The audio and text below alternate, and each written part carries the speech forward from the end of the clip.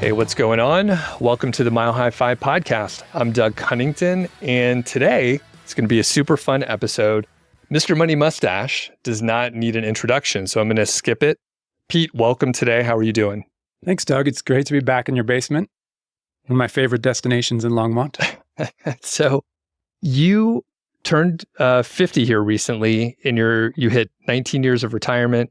You did an interview with AARP, which I assume was your goal the whole time, is just to be featured in AARP at some point.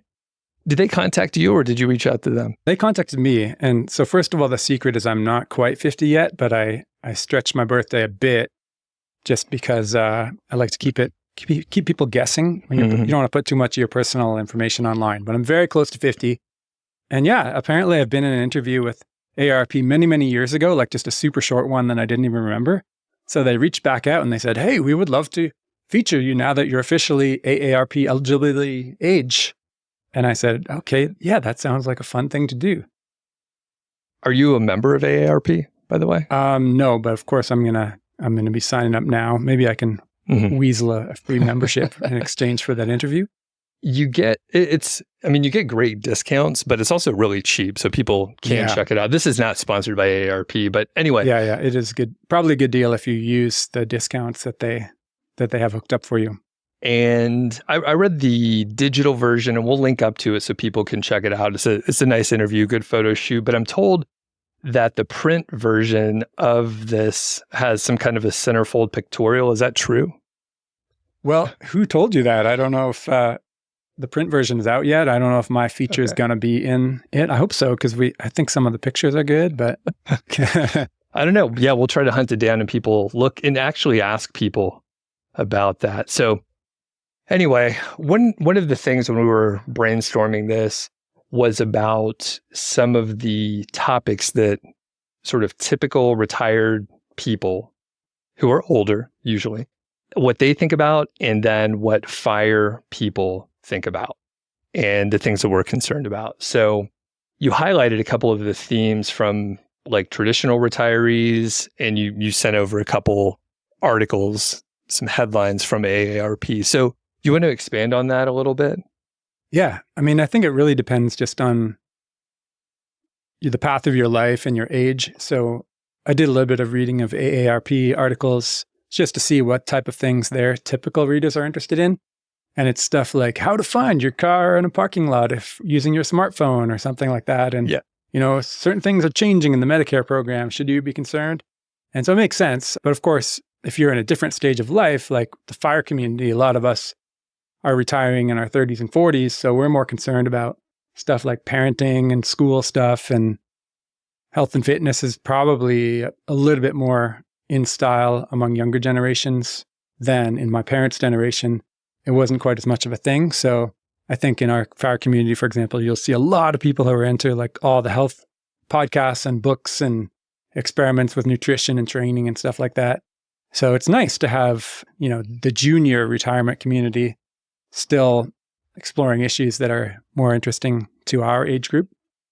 We are thinking about like values and happiness. I mean, I think Carl and I, like most of the time, our conversations end up like heading towards happiness or lifestyle and just like time optimization. But it's interesting. So we're talking optimization, and usually us FIRE folks, we're really good at optimizing, maybe too good. We get obsessed with it.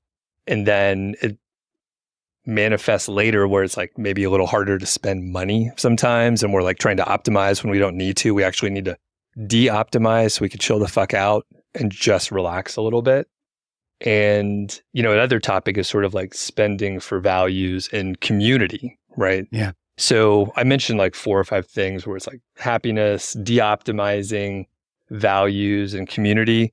Do you have anyone you want to dig into a little bit deeper here? Yeah. Hey, that's a really good point. And I'd like to amend my previous answer, I guess, because you're right that, okay, there seems to be currently a movement, which I think is really, really great, where everybody's looking into what happiness really is and trying to be more purposeful and understand your emotions instead of just going through and saying like, I want more travel or I want more luxury or whatever, like the things that we default to thinking what happiness is. And most people in previous generations, I think you just kind of stumble around. Some things you enjoy, some things you don't, but you're not really being purposeful about it. Whereas if you start out at the beginning and saying like, okay, instead of just trying out, boat ownership or luxury cruising or whatever, like let's dig into like psychology and see what human happiness is really about. And being, then I think your choices will be a little bit different. And one of your examples, which is saving and accumulating a whole bunch of money, that's definitely not a great thing to just pursue for your whole life, thinking that's going to make you happy.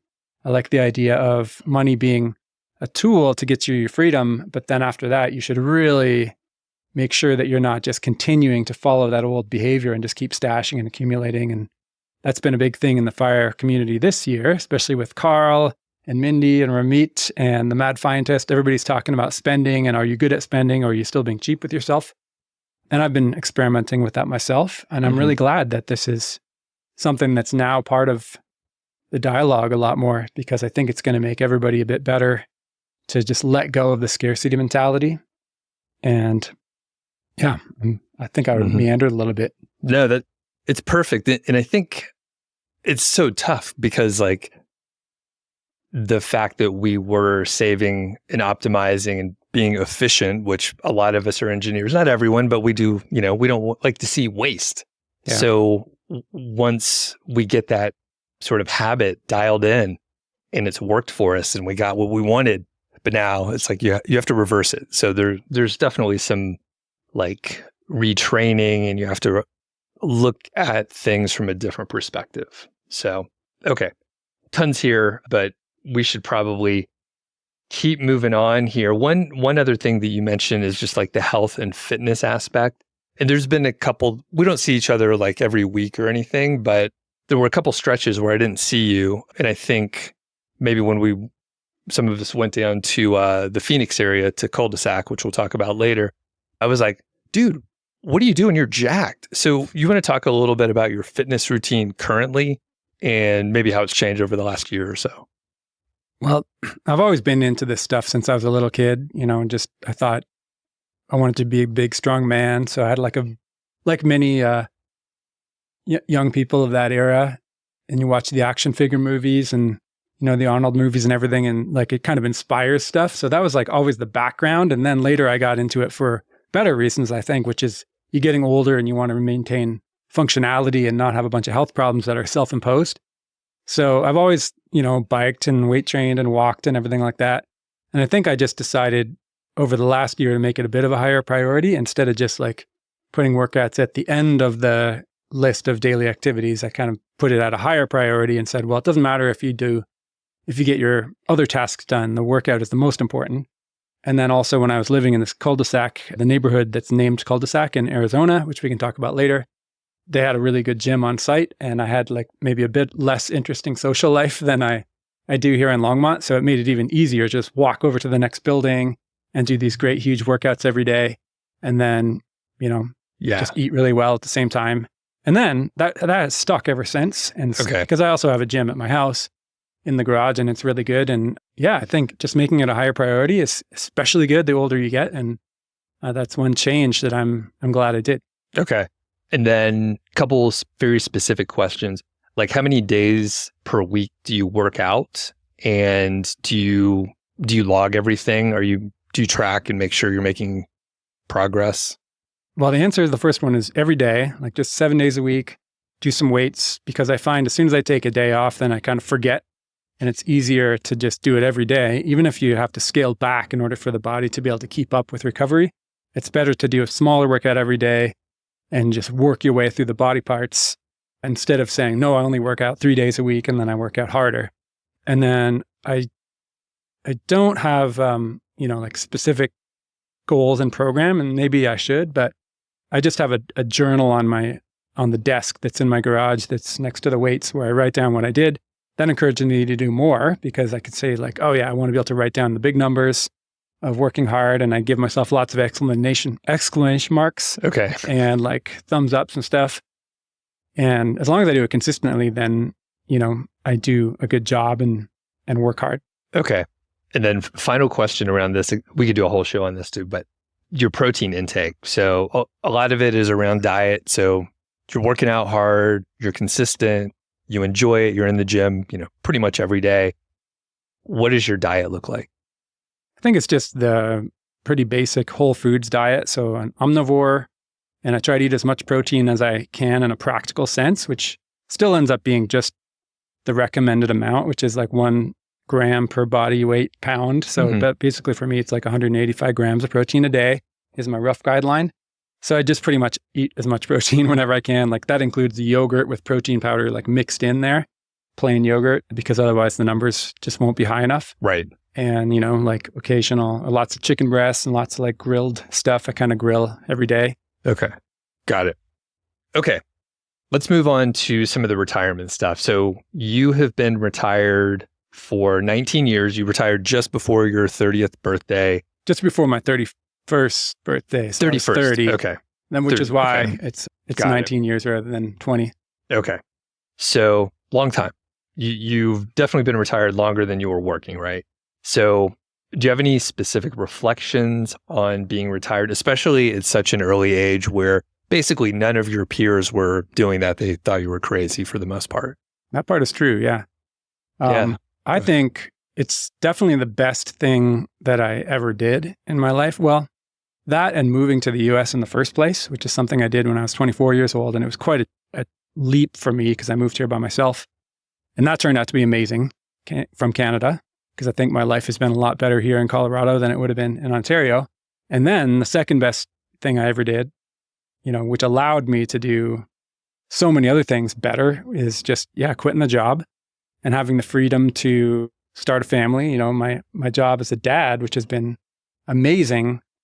The only reason it was so amazing is because I was able to put it first instead of having my career as a sort of like competitor to my child raising job. So that's the thing I'm always going to be the most proud of, probably, until I die. I'm going to be like, I'm so glad that I retired and I was able to do the best job I could as a dad. But then there's a lot of stuff that's for me too, that I've been able to do. Like the whole idea of never having to compromise on your health and fitness because you don't have the job sucking away your time has been amazing. And so many family vacations and like personal vacations in the last 6 years, like everything has been made better by the extra free time that I have. And I still like working too. I've done a lot of little businesses and tons of construction. So it's not like I'm just laying around with my retirement, but I just love the free time because it gives me more chance to express my own creativity. And that's a piece that we hear all the time. People are like, I don't want to retire. I like my job, which, they're extremely lucky and they're also rare. Like most people don't like their job, but that is one of the objections people have. And I think we know that, right? Like we need to work and be productive. Like we like to do things and create things. So can you talk about some of your creative projects, whether you classify them as work or if it's a more of a hobby type thing? And, you could talk about recent things or stuff from 10 or 15 years ago, kind of wide open for you. Yeah. Well, it's been a meandering path because I didn't always know exactly what I was going to want to do. So I tried some things and they weren't fun. Like one of my early things was I started an actual construction company with a friend where we were building brand new houses because we both liked construction and design and stuff. And that turned out to be even worse than the job I had just retired from because it was really stressful and you're managing like permits and rules and contractors and insurance and all this stuff. So I was like, okay, failed experiment, but there's no such thing as a failed experiment because I just learned what I prefer.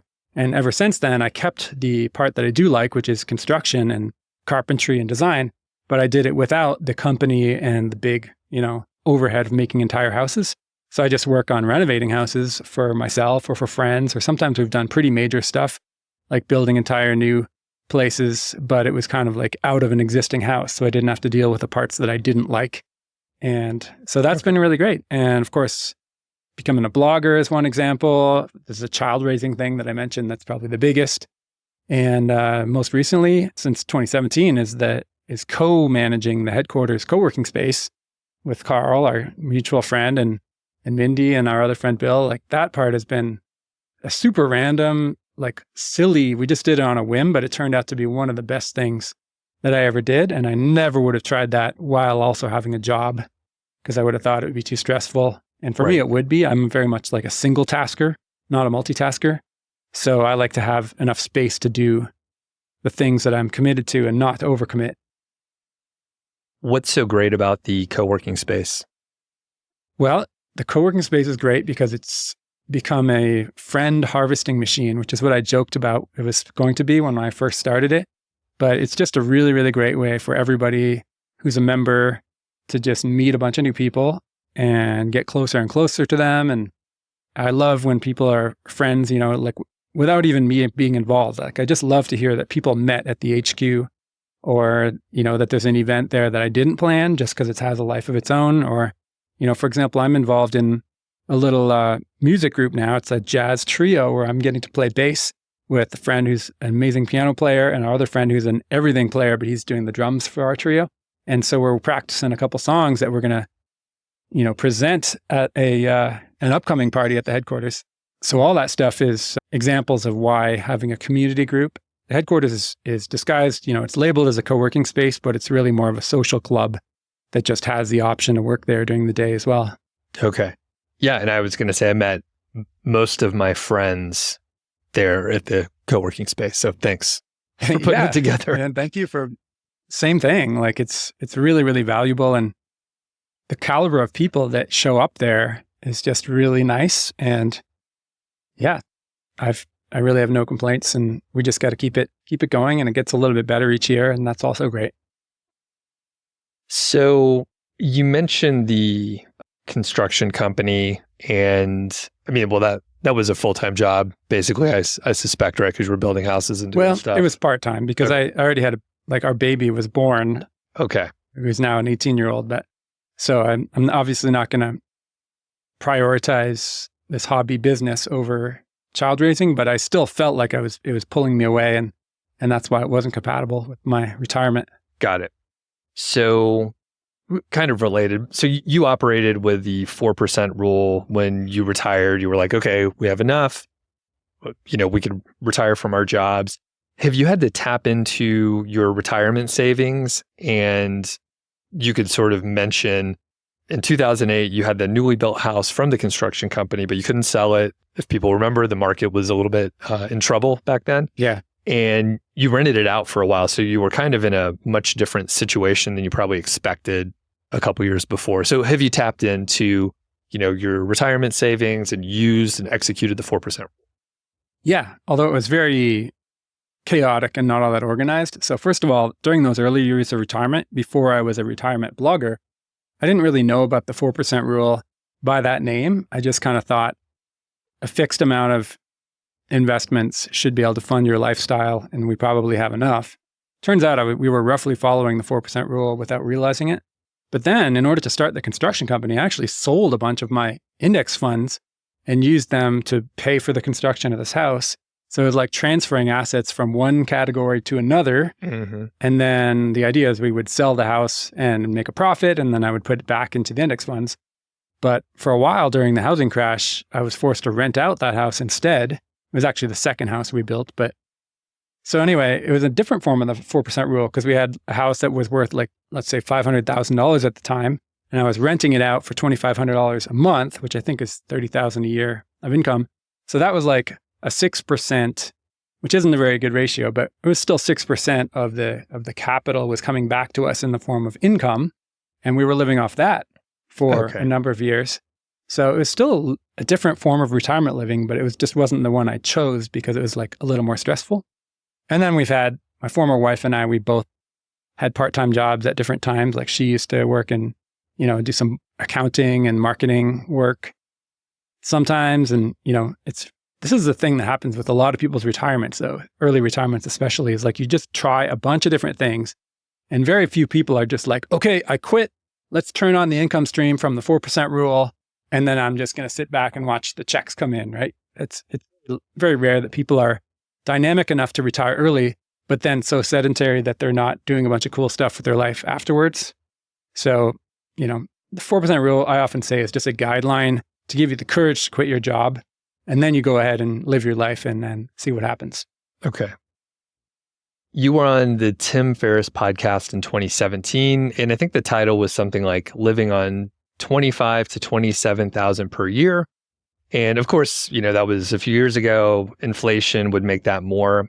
Can you tell us what your expenses are now in 2024? The funny part is, the answer is yes. So normally I don't track my spending. I tell blog readers to track their spending when they're trying to figure things out initially.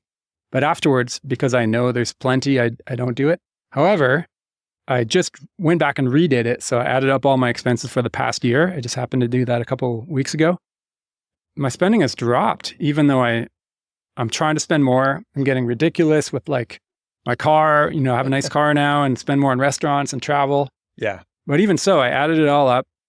And in the past 12 months, my personal spending was only $18,000 instead of like the 25 to 27 we used to spend. Now that used to be a household of 2 parents and a child, right?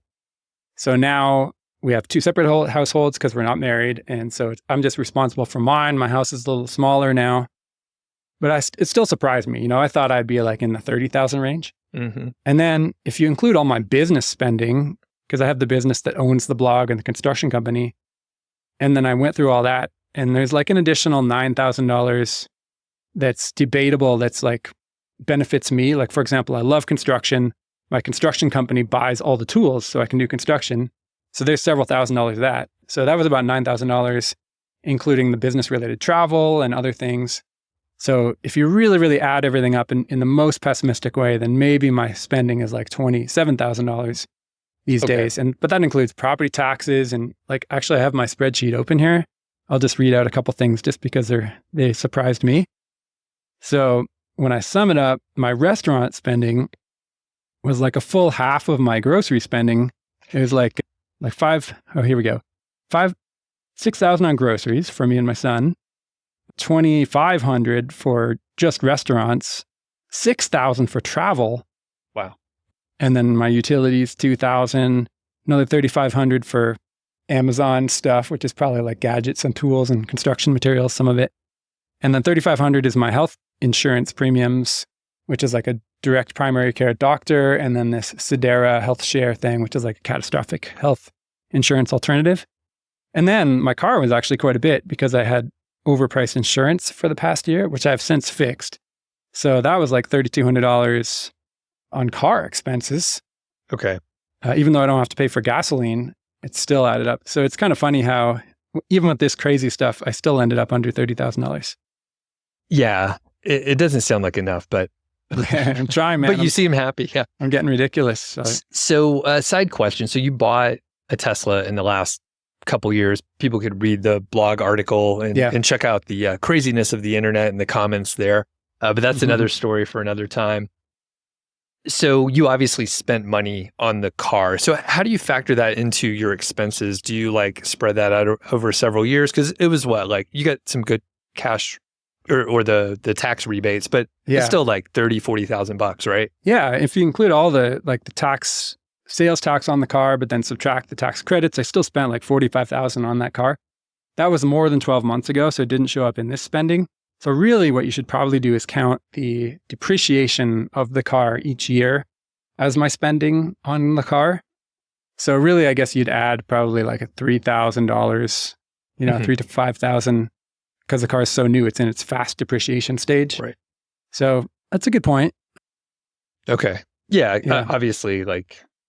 And if I had borrowed money for the car, then there would be like a car loan and the interest portion of that, and the depreciation would be part of your budget. So yeah, I'm spending a little more because of having a nice car. I definitely agree. And let's talk a little bit more about spending. Mad Scientist Brandon has talked about like trying to spend more. I think Ramit was on his show or vice versa. And they talked about just like spending more money. And it's like, I've hung out with you, like you spend money, you're not like holding back on anything. Is there anything where you're like, I could, or I want to try to experiment to spend more money on this to see if I do like it? Yeah. Well, I've already done that. Like anytime I want something, as long as I genuinely want it, I will purchase that item. And like, lots of vacations with friends and, anything related to like dating or nice dinners with friends or whatever, there would be no holding back in that department either. And I even pay to get the better plane seats, like I pay for those upgrades so I don't have to sit in row like seat 99B or whatever. Right. You know, I don't mind spending like an extra $100 round trip to sit near the front of the plane. So that's all been good. That's increased my spending by a few thousand a year. Feels great. The only thing, the next frontier is potentially a bigger house. I mean, my house actually has almost everything you need. So I only need a bit more workshop space and maybe a music room, which would be a stretch. But, you know, if a nice house right in my neighborhood came up for sale, I would consider spending money to upgrade that. And then, but even better, I'd actually prefer to have a co-owned thing, just like we do with the headquarters, where friends and I get together to buy like a nice mountain property with like a stream running through it, and then have a lodge on there and some cabins and spend lots of time up there with summers and, you know, in the summers, and have friends and kids and campfires and all that. Yeah. And that's a good way to spend more money, because you can spend like $1 million or more on a nice piece of mountain resort real estate. And there's such nice places within just, you know, less than an hour, but if you go like a couple hours out, like there's some really awesome, like you get away from the heat in the summer. And then if you're into like winter sport activities, like you can ski or snowboard or snowshoe or whatever. Do you ski and do you do any winter activities? Or? Yeah, like I'm a snowboarder, but my favorite is really the mountain biking. So for me, the mountain place would be a summer retreat. And then I'll still go there and crunch around in the snow, but I think I'd rather go somewhere warm for the winters. And that's another way to spend more money, is I was thinking of renting just like a seasonal rental. I don't need to own a beach house, but I would like to own a place or have access to a place somewhere warm to spend the winters. Yeah. Because you're Canadian though. What are you talking? I thought you're just natural. Like, don't you like the cold weather? No, Canadians hate the cold weather. And that's why those of us who can afford it, go, I mean, typically to Florida, because that's exotic to Canadians. They're like, oh my God, you got to go to Florida? That's so cool, eh?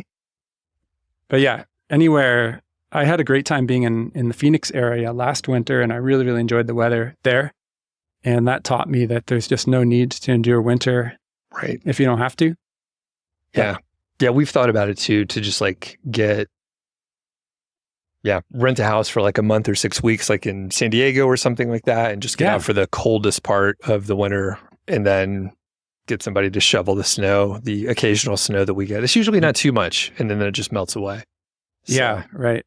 And then what I realized, though, being away from our friend group last winter, is that I was really craving, every time I came back here from Phoenix, which is once a month last winter, it just had such a good time and seeing everybody again. And I was sad to have to go back, even though the weather is so much nicer in Arizona. So I'm going to stick around this winter and see how it goes. And it's to be determined, like the long-term old man winter plan. Yeah. I mean, the ideal would be to set something up where the friends can come and spend a lot of time there, like rent a really big house in San Diego, for example. Right. And then we could all have access to it. And people come and go. Yeah. That would work pretty well. Okay. So we have a bunch of questions from the Facebook group. So we'll kind of hit those. And if people want to check out the Facebook group, it's at milehighfi.com/Facebook. And then that should redirect. And then I think I have to approve you or something. So no spammers out there. All right. So this question's from Sam. What advice would you give to a young adult today that wants to retire early? Maybe there's different obstacles than when you were coming up. And just any tips. I mean, I think a lot of the principles hold true, but things are a little bit different now. So what advice would you give a young person? Yeah, well, congratulations, because if Sam is thinking about this already, that's really all the battle that you've already won. I mean, the biggest thing that we get as fire writers and podcasters is a lot of people are like, I wish I had discovered this when I was in my 20s, because then I'd already be retired. I don't really think anything has changed since I did this in the 1990s and 2000s, or since I started writing about it in 2011.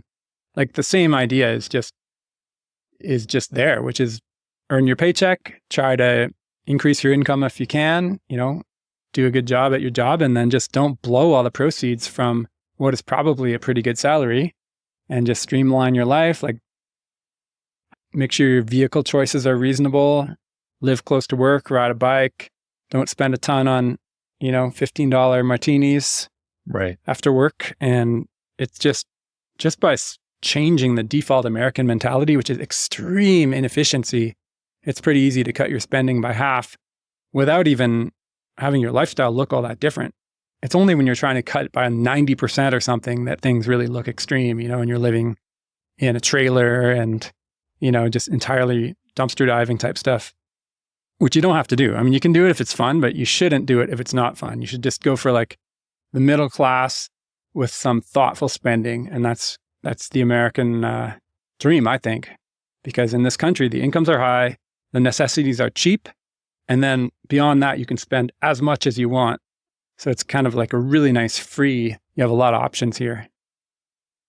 One thing is sort of like the place you choose to live, right? So the cost of living can have a huge impact. And there's some, I forget which podcaster I'm thinking of, but they're like, when you're early in your career, go to big cities. I think it might be Scott Galloway. So he's like, go to big cities, like there's more opportunities there, but it's often more expensive. And like, maybe you can't afford to live like downtown. So you have to live in a suburb, and then you get a car, and then like it's a snowball effect here. Yeah. So yeah, what advice do you have for someone where it's like, I can get this good job, but it's in the Bay Area and it's like super expensive versus like other options? Like, how would you face that? Well, when you do the math on those things, I think the real problem is people are not typing some shit into a spreadsheet, which they should be doing. And Scott Galloway's point is good, I think, because when you look at the Bay Area job, San Francisco Bay, for those who don't know the lingo, the pay is so high there sometimes that it more than makes up for the difference in rent. So if you're like in the cheapest city, Oklahoma, small town, you might be able to rent your apartment for like $1,000 a month. And then that same apartment in, right close to the Google headquarters or wherever your job is going to be $4,000 or $5,000 a month. So that's a difference of about $50,000 a year. That's the moat between the two most extreme rental markets in the whole country. So as long as your pay is $50,000 or higher, which to be honest, I mean, sometimes it is. Like a new grad computer engineer starts at like $150,000, $200,000 in an in-demand field. And if you're comparing that to a job where you only make 50, well, that's a huge difference. So you pay the difference in the rent. I'm not even talking about roommates. If you can have roommates, that cuts your rent in half again. And then you still have like many, many tens of thousands or even hundred thousands of dollars of difference in order to be able, which you can invest and build up a huge, stash and retire early. And then it's up to you. Like you might have such a high income that you can still stay in the Bay Area and afford to pay that rent forever, or spend the $3 million it costs for a house or whatever.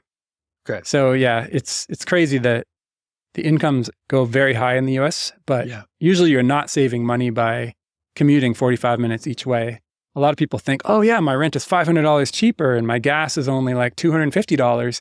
That's like terrible math, because you're actually spending much, much more than that if you value your time and your health and even just the car costs. So that's the main thing. Commuting is usually a money loser. Yeah, commuting is horrible. I couldn't imagine. Next question from Niel. Congratulations on becoming an empty nester. What are you most looking forward to in this new phase of life? Yeah, well, thank you. I'm not really an empty nester yet because our son still splits his time between the 2-parent houses. We live right in the neighborhood, the same neighborhood. But it's getting easier and easier, right? Because he likes to be more independent, and you can go away and the kid's not going to starve because he needs to be fed or anything like that, like it would be the case with a young child. So I've already been doing more and more things, like getting out and having more trips. And we've been changing our co-parenting schedule, where it's more like we just have this adult, wonderful roommate who hangs out in his apartments at the 2 homes. And he's working on, eventually, of course, he will move out.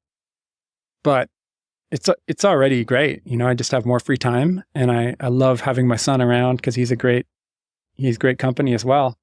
So I've just traveled more, and now I'm allowed to have, I let myself have friends over as much as I want. And I know it's not going to make me a worse parent because it's not like he needs me to be attending to him. Perfect. Next is from Khang. What is something new you've tried recently that you would recommend to others? And it could be an experience, task, habit, whatever. That's a tricky one because I feel like as a 19 years retired person, I've already been trying to do everything that I could think of. But there's a one that we talked about before the show started, which is retreats with friends. Doug and I were both on what I called the men's mountain retreat that one of our other friends put together. I guess I can say who it was, right? It was actually Brad Barrett, the Choose FI guy, invited a bunch of friends and rented this condo in Breckenridge. And then we all just went up there for most of a week, I guess, and did a bunch of mountain stuff like mountain biking and hiking a 14er, pickleball, a bunch of pickleball. Yeah. It was really fun to catch up with everybody. And it felt really special. So I kind of want to do that more. And I want to be the instigator where I will just rent a nice place and invite, good friends. And if you do it early enough with enough advance notice, people tend to say yes because they would love to they love when someone does the planning for them. And then it's a really great way to catch up with your friends. Yeah, it was so fun. And thanks to Brad for putting it together. We met some new people, so not everyone knew each other. And one cool thing, I was actually a little concerned about going out to eat all the time. Just it's typically unhealthy, and if they're trying to turn the table in a town like Breckenridge, it's not as fun. We ended up eating 90% of the meals in. Someone was sort of in charge of dinner, and for each night, and we kind of traded off. It was just the people that wanted to cook the food. But it ended up being awesome because, a couple people would have a drink or something like that. We often had a discussion topic, and then we would have great food, tons of protein. We were all lots of protein and veggies. So it was just meat and veggies all the time. It was super cool. Really fun. And actually we were lucky to have a chef in our midst as well, who was just making these incredible multi-course meals for us. So shout out to Steven. Yeah, Steven did great. And actually Doug brought amazing food too. So that helps too. Yeah, I definitely would include that factor. And, if you have a big enough budget, you could even hire, have catering, it could just be normal DoorDash stuff just to make it easier to facilitate your group having fun and not having to wait at restaurants just to get fed. Right. But also just bringing a lot of groceries and stocking in the fridge in your rental house. That goes a long way towards taking the edge off of that typical vacation. And I was going to say it worked out fine. But I was going to say the specific kitchen that we had, it made it more difficult to do dishes. So it's that is one pro of having either some catering come in at least for a couple of meals, because then cleanup's kind of taken care of. But everyone pitched in, and it was you do dishes one day. If you cooked, you didn't do dishes, and it all worked out fine. Right. So. I mean, our rental condo was a little bit below the not befitting of gentlemen of our status. So I'm going to suggest that we go up market a bit next time, get something a bit fancier. It was a great test. We could optimize certain areas, a couple extra bathrooms and stuff like that. But somehow we all share the bathrooms instead of a condo. Yeah. Right. Yeah. That was, I'm just joking around. Obviously we're super grateful to Brad and for planning it, but he was operating on a short. He found everything was already rented and right. The important part is being together more than exactly where your rental is. So he wanted to be right in downtown Breckenridge, but now that I saw the layout, it'd be better to be a few blocks out, and then perhaps there's more house rentals out there or whatever. But anyway, we're getting on a side tangent, but the main point is retreats with your friends. It's a really good idea. Good idea to create warm memories in your life. Next topic is sleep. One of my favorite things. And this little segment is sponsored by GhostBed. So GhostBed, they've been great partners. They have mattresses, they have sheets, they have bed frames and a split king situation. A lot of good stuff. But we're going to talk about sleep. And this question is from Rich. What is your sleep routine, and are you a good sleeper? Yeah, I'm really lucky, I think, because I've heard about most people don't really sleep all the way through the night, and they have trouble falling asleep or getting enough hours. And I just zonk out, and then I wake up when the birds are tweeting.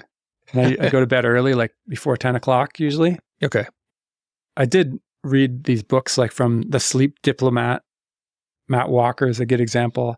There's a lot of stuff people do that are bad for their sleep. So as long as you learn those things, don't watch TV past 7 p.m., don't eat past 7 p.m., a bunch of stuff like that, then sleep becomes easier. And don't do anything particularly exciting. Just let your whole system wind down, have the lights in your house dim, and then your body kind of just takes over after that. And then as you get up the next day, make sure you set your clock, your biological clock appropriately, get out into the sunlight, and then your sleep will be fine from, at least from the body perspective. I know that the mattress company is going to have some opinions on like, well, being comfortable is another factor, right?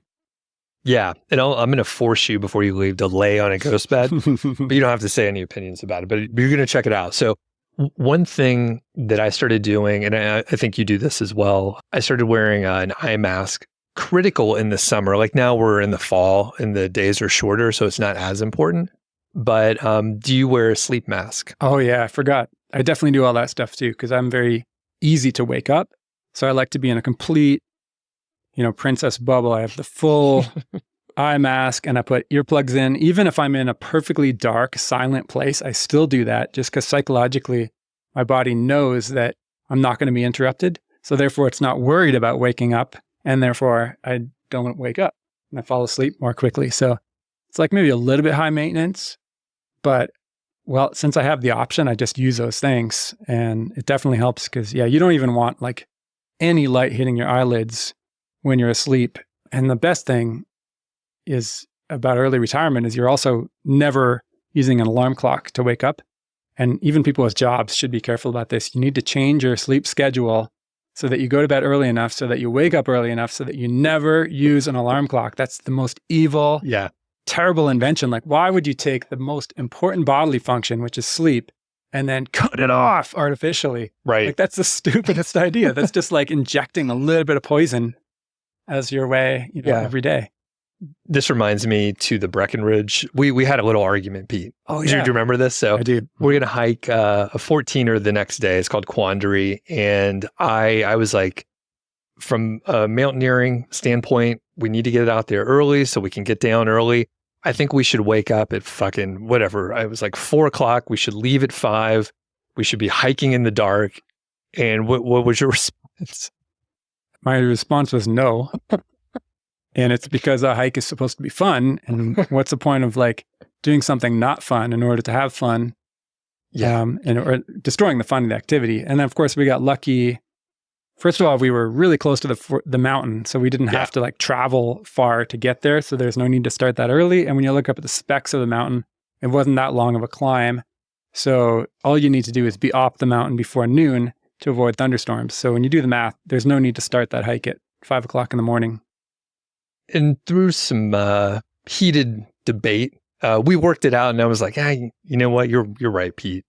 You're right about that. And it turned out you were even more right, because it was rainy that morning. So if we started early, we would have been like cold and wet, and it would have been a horrible day. But we started right when the clouds broke and the sun came out, and it was beautiful. And I was like, you were right, man. Like you nailed it. Well, you nailed it. The rain part was obviously just dumb luck. But we came across some sullen people who had started too early, and they're like, we didn't go to the top because it was too rainy. Yeah. And we just had beautiful, clear weather for our hike. Oh, I was very grateful for that. But the lesson in this, folks, is don't use an alarm clock. And if that's not possible for you, then change your life until it is possible, because alarm clocks are not acceptable.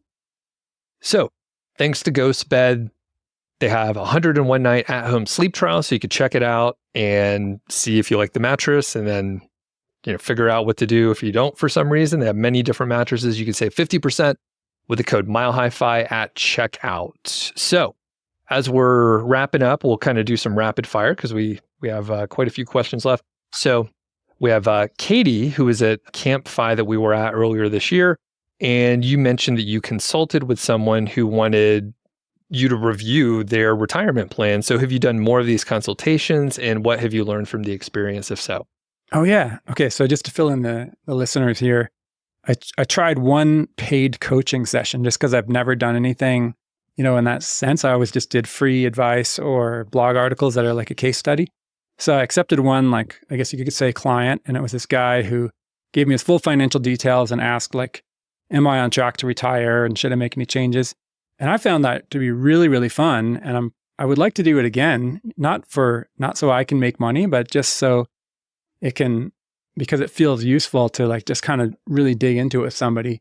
So I would still charge like a nominal fee for it, and maybe do one every month or two, because it feels meaningful, and it's like a human connection for me. And what I realized, like the stuff that I know and the way I think about early retirement and stuff, to me, it seems really obvious. And like, how could this be useful to anybody? It's so obvious.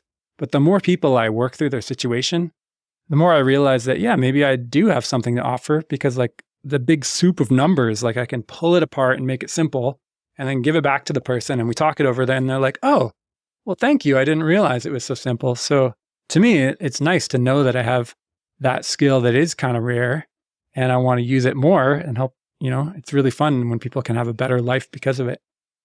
And I'll link up to a clip because we actually talked about this on the episode that we recorded at Campfi. And it's fairly simple and you're very smart, Pete, and you've done this for a while. So like, it doesn't surprise me that you're able to like sort through the complexity and then help someone see things in a simpler way so that they're not confused by, the noise and they can focus on the signal there. And I'll point out one other thing, because some people, it's the internet out there, people will probably be like, why are you charging for this? You're retired, you're rich. But the thing is, like, if people pay for it, they'll value it and they'll come after they've done their homework because they have skin in the game. So like, I get it. You don't want to like waste your time and like give someone advice and then they completely ignore you because they don't put any value on it. Yeah. So, and I know a lot of people are like, well, I would value it. But the thing is like, unless you actually have skin in the game, it's likely that you won't value it as much.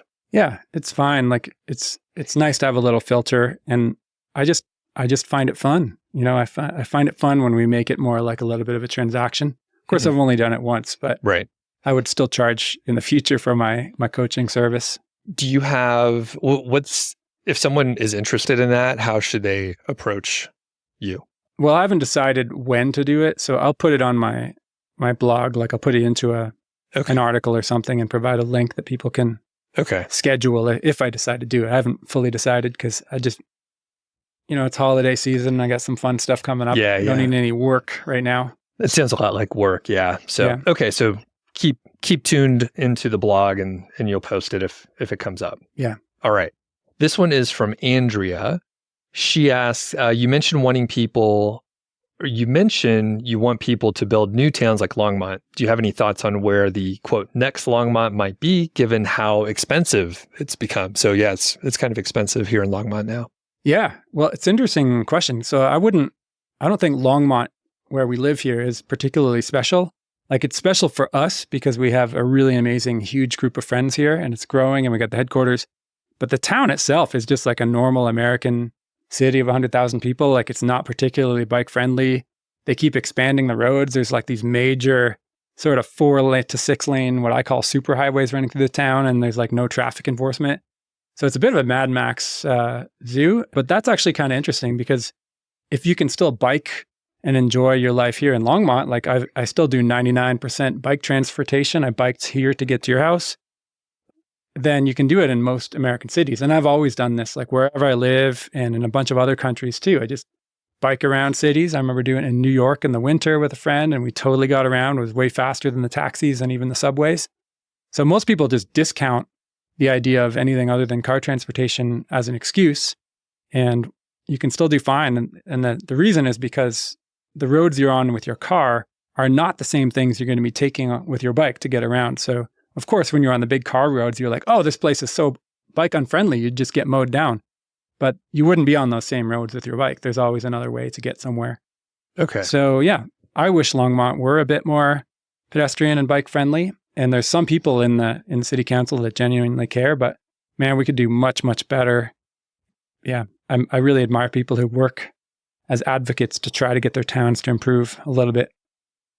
And yeah, we were chatting before and I guess we probably talked about it, but yeah, I'm not comfortable riding my bike on most roads, but actually to your point, a couple times I rode to HQ and yeah, I don't have to ride on Main Street. Like there's a couple side streets and I was like, oh, this is like a nice neighborhood. Like there's big trees. It's very quiet. I hardly saw any cars. I needed to cross like one sort of busier road, Third Street or Third Avenue or whatever.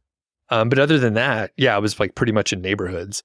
There's a lot of greenways and I'm right off the greenway. So the challenge is like, there's only certain places you can get to conveniently. But I think for me, it's just like being a little more comfortable. Like, right, I need a more comfortable seat too. Maybe you could look at me. Well, here's the thing. Biking is a skill and most Americans are simply drivers and their driving is a skill too. Yeah. If you just start driving, it would be hard and you have to have like license and insurance and everybody coming at it from scratch, they'd be like, whoa, this is incredibly hard. How do you do this? But if you just try it, and it's really nice to bike with an experienced biker. Like sometimes I'll take people on group rides to get them comfortable with stuff that they haven't done. And then the next time they can do that ride fairly easily. And then there's this whole little bit of skill you got to develop. Like, how do you have a good bike that is trouble-free? And you need to have lights that are just on the bike. So you press on when you're riding. That makes you safer. It helps you ride at night. And you have to make sure like you have an air pump, because a lot of people just stop biking for a decade because they get the air gradually leaks out of their bike tire. And they're like, oh, well, I guess I'll just take the F350 every day to go to get my coffee. It's just as easy. So like the threshold is all mixed up, right? If you put a tiny bit of work into biking, man, like I'd love to ride with you around Longmont so you can get comfortable, because I have a feeling like you're an athletic guy. You'd have no problem biking the same amount that I do.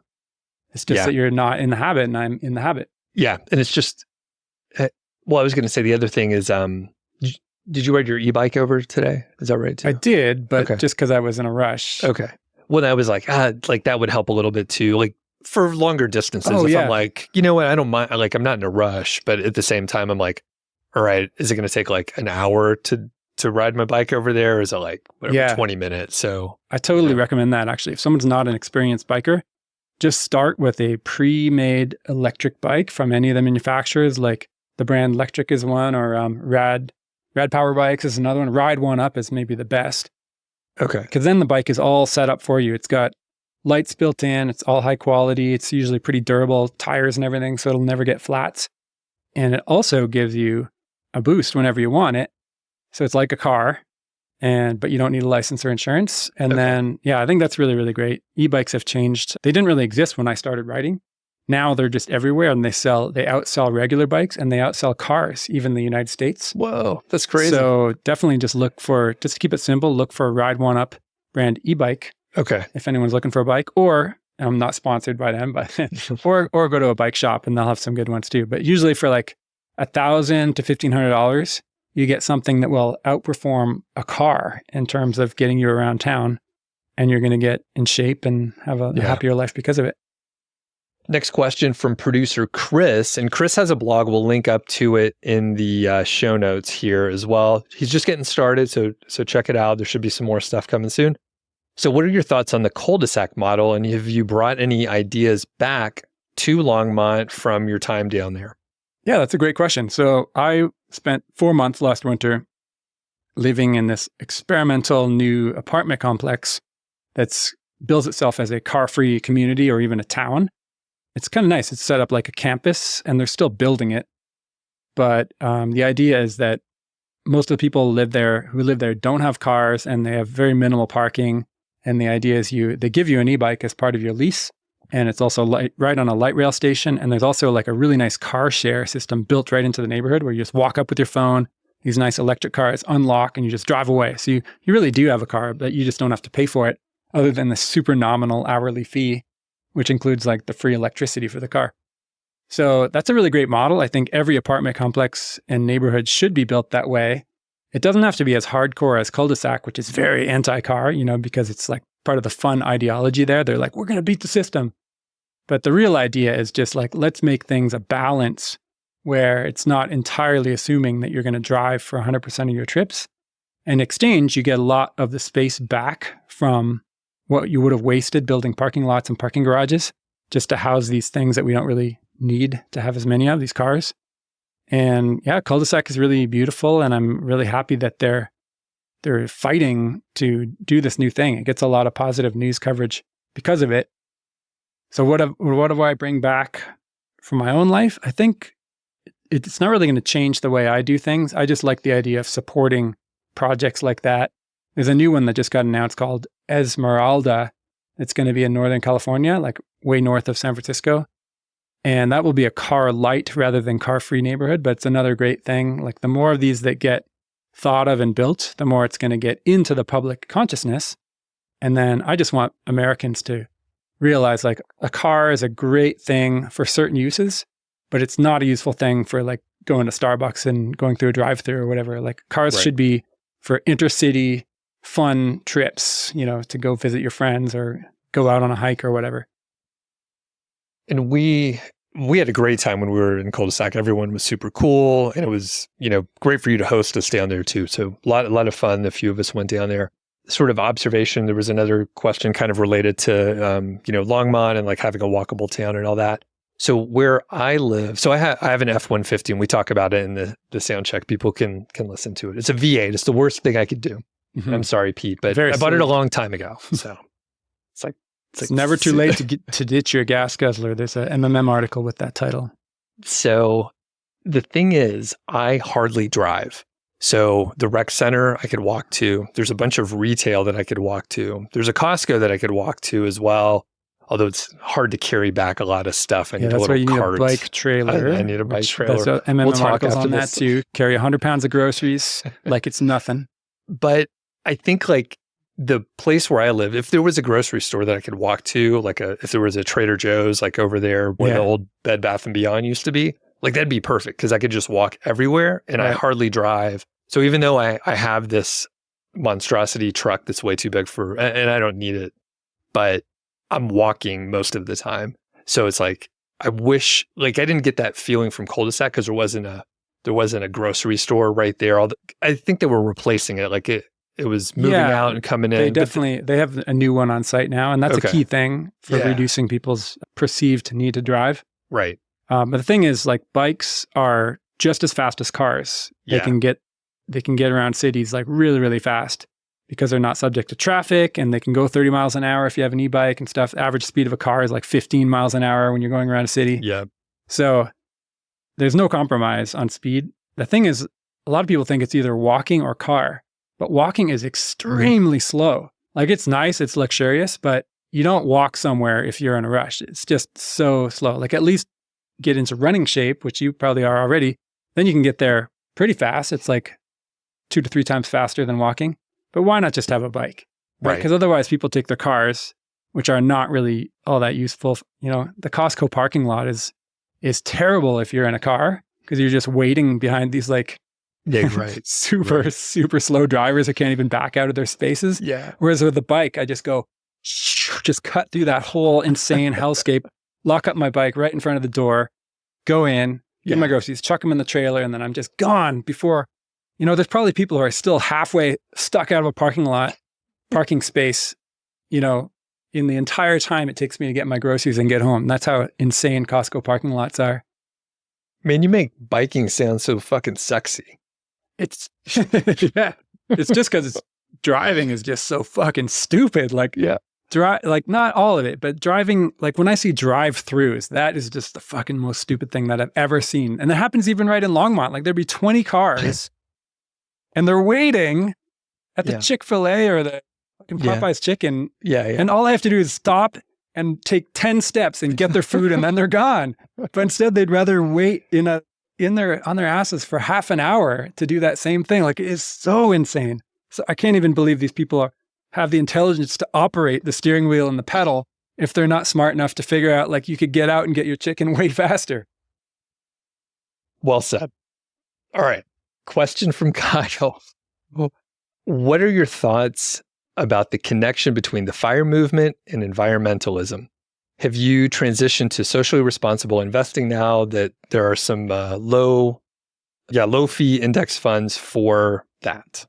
Yeah, well, that's kind of a neat question that doesn't get talked about much. So I happen to care about pollution and natural resources. And that's one of the reasons, because I'm an engineer and I'm just like, see the numbers on the earth. And I'm like, why are we wasting this nice planet? It's such when we don't have to, right? So I care about that stuff. I feel like most FIRE bloggers and practitioners, they kind of just don't care about that stuff. They're just interested in it for the freedom. And that's fine because inadvertently they might still consume and pollute less just by spending less money. Although that's also why I'm kind of opposed to the whole fat FIRE movement, because that's like throwing everything out. Like, let's just consume as much as possible because we can afford it.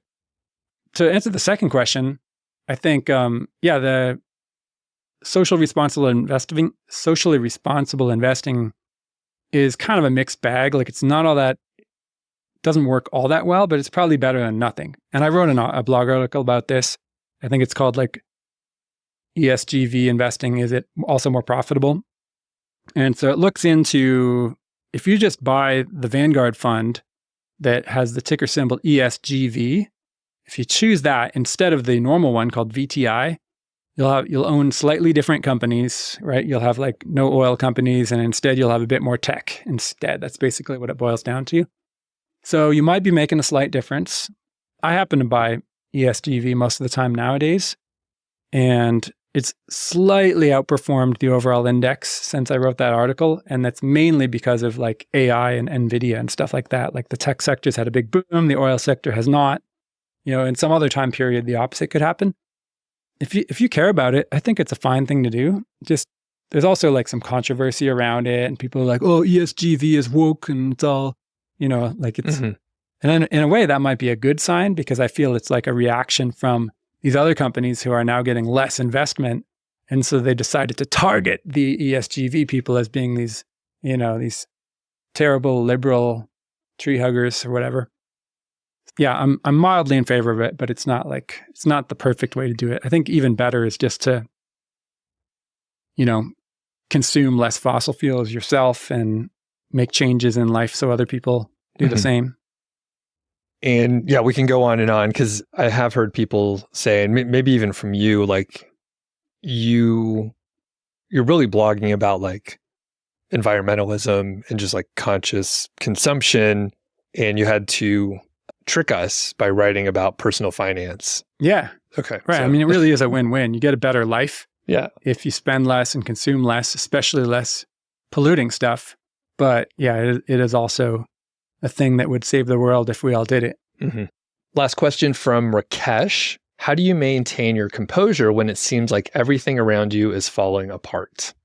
I'd love to know what Rakesh is talking about here, because I don't think everything's falling apart. Things are fantastic, like both in my personal life and the FIRE movement, but also the world as a whole, and even the United States as a whole. If you don't get your information from the TV news or the politicians, you realize that things are actually, on average, improving quite a bit.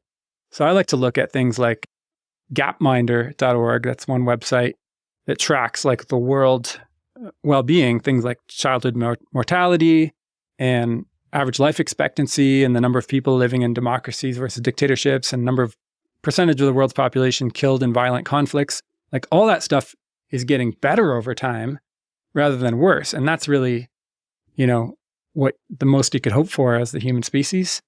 So yeah, we're lucky that that's happening. And I'm always an optimist, but we're also in the middle of a big energy transition where one of the worst things that causes conflict and pollution, which is fossil fuels, those are obsolete now, and people just don't even realize it. But like the cheapest energy humankind has ever known is solar power, and it's out there. Solar and battery, you can build a power plant with that cheaper than any other thing that's ever been invented, cheaper than coal power plants. We don't need nuclear fusion, even though it's cool. So a lot of people who aren't like engineers who've studied the energy markets for a long time, which is kind of what one of my hobbies, they don't realize how good we have it. So I think we're actually in for a pretty exciting next 10 years as this thing that has already happened trickles out into public knowledge, and people have realized, oh yeah, maybe there's a pretty bright future for humanity. You know, I mean, barring something really crazy happening, like a big nuclear war starting or something, I think we're in for another great few decades. And beyond that, you can't predict, right? So things look great for the immediate and medium-term future.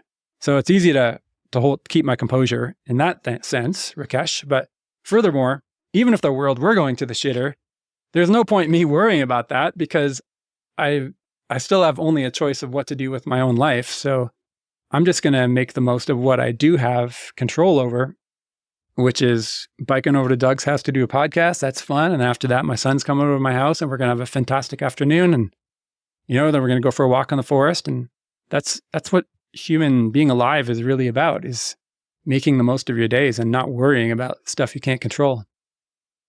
I think that's a perfect ending. Pete, this has been amazing. Do you have any sort of final words, or is that a good period? I think it's a great ending. I just want to put in a plug for my bootcamp email series. If the listeners aren't already members, just go to my website and you'll see a place. You have to go on the desktop version, actually, because we have currently a problem with the mobile version where you can't see the sign up box.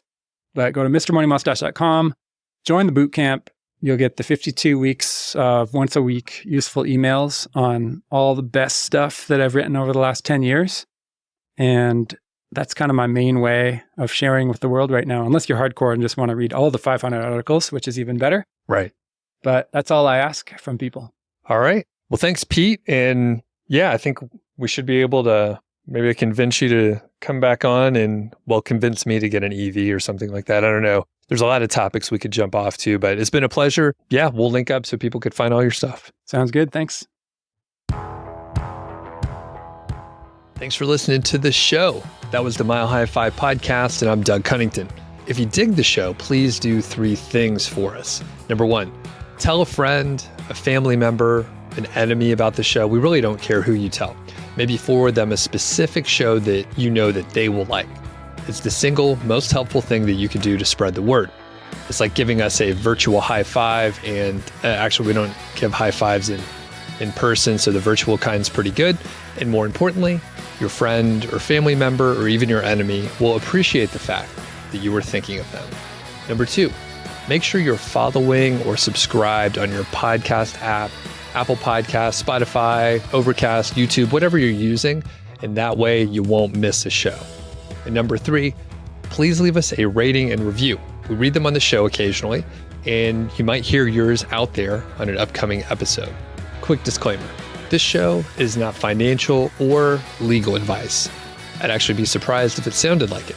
It's really just for entertainment, and that's at least what we're hoping for. But seriously, get advice from professionals. So we'll catch y'all next week.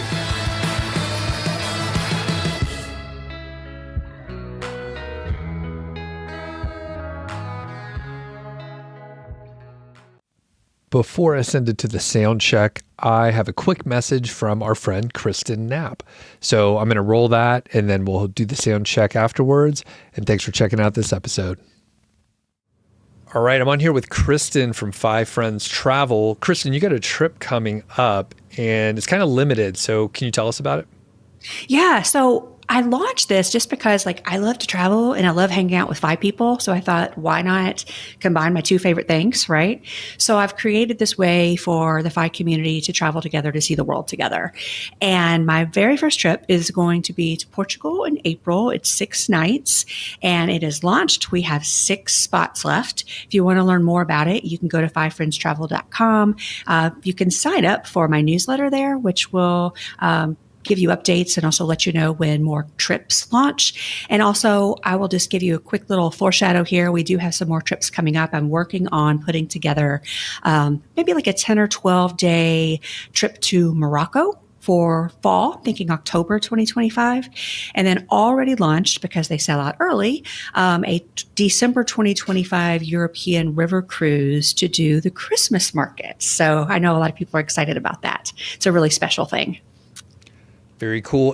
What sort of quality or what level is this? Is this a really high end? Is this really low end? What should people expect with the accommodations? This is not Intensify, right? This isn't hours and hours and hours of programming and making you think through your FI plan and crunch numbers. This is not that. As a matter of fact, I'm not doing any programming at all because we're there to travel together. This is about creating memories, creating those memory dividends, right, that we talk about. And also, if you get a group of 5 people together and you're in a van for 2 or 3 hours driving between cities, let's be real, these conversations are going to happen anyway. So I didn't feel like there was the need to take time out. We're this exotic place somewhere on the other side of the world. I'm not taking time out to let's sit in a room and talk about, our investment strategy. Right. No, we're going to see the world together. And that's the point, is that this is for people who love hanging out with their 5 friends and who also love to travel. And this is just a way to be able to do those things together. We'll link up so people can find it. And that's over at fivefriendstravel.com, right? Yes. Very good. Well, thanks, Kristen. Thank you. My current car, Pete, is it's a truck. It's a V8 truck. It's everything that I think you're against. But recently I looked at a Chevy Volt. Are you familiar with these Chevy Volts? Yeah, the Volt and the Bolt, not to be confused. Right. So the Volt, my neighbor had one and it's discontinued, but it's a plug-in hybrid. and I almost got it, but I was like, I'm not really sure. It's kind of a spur of the moment thing. So I was like, I'll probably pass on it this time, but I looked seriously. And do you have any impressions on the Volt? Have you looked at them in the past? Oh yeah, lots of friends have those, especially before the Bolt came out. And so for our listeners, the Volt is like a sedan. It's a plug-in hybrid, so it runs on gas or electric, but you never have to use gas if you make sure you charge it most of the time. And yeah, they're great cars. The Bolt is better because it's a newer technology, and it's also a hatchback, and it's more upright and more roomy. Right. And right now in the used market, they're both super great deals. So yeah, I think hopefully you do end up with one of those. Yeah. And put a trailer hitch on it, and then you don't even need your pickup truck. Right. Well, and the thing is, like, at some point in time, I lived in an older house. So I was like, maybe I use a truck occasionally. And like we had part of our tree broke off. I don't know if you saw that. So I needed to haul the debris, and the truck was super convenient, but that literally was like the first time I needed my truck bed in like 4 years. Yeah. And plus you do know that as a headquarters member, you get access to our trailer, which is much bigger than a pickup truck anyway. That's true. So yeah, the Volt was intriguing, and my neighbor, he got a lease on one of these Hyundai, like Iconic 5. Yeah, Ioniq. Ioniq. Those are great cars too. Yeah, crazy deal. I think it was like $150 a month, and then like it was only $2,300 down and this is a 2-year lease, and it was great. That's a fun way to have a racy car with. Yeah. It's like mostly the tax credits that are paying for that lease for you. Right. So one thing, and I don't know if you ran into this, but this is actually like good information, and then we'll move on to the show. We could do the whole show on just EV it's one of stuff. My most passionate things to rant about. So buying a used EV or plug-in hybrid like the Volt, you're still eligible for the tax credit. However, you need to buy it from a dealer. Yeah. And that creates some complications. But through some research, I found there's like an online dealer that serves as like a pass-through. I forget the name. I think it might be Key Savvy. Mm-hmm. And you're able to, it kind of acts as an escrow as well. So it's like there's a little protection for the buyer and the seller. And then you're able to pass through and get the instant tax credit because that online dealer serves as the dealer. That's a good business model for that guy too. Yeah. He's getting a bunch of $1,000 like commission fees. Yeah. So it's pretty amazing. So if people are in that situation, I could point you in the right direction if you email me. But it seemed confusing. I was like, I just want to buy this car from my neighbor. I could just write him a check. Very easy and simple. But I was like, if I want the tax credit, which is like $4,000 for a used car under $25,000 or something. Yeah. Yeah, it could be worth it if you want to save a few dollars and you don't mind some hassle. But I'll just throw in my little word here is don't get plug-in hybrids if you don't have to, because real battery electric cars are just way better, and you never have to get the oil changes anymore, the emissions tests, or how maintain the gas engine. Right. And so they were a great transition technology. But the only reason everybody's not buying battery electric cars now is just because they don't realize how good they are. Like they're just no compromises. They're so awesome. Yeah. I switched over in 2016, and man, gasoline is just so silly. I can't believe they're still making gas engines. Right. Yeah. And riding around in your car and then Carl's Y as well. It's so much better. They're very nice. Yeah. And they're cheap. So get a used Chevrolet Bolt or a used Tesla Model 3, and then you're done with it.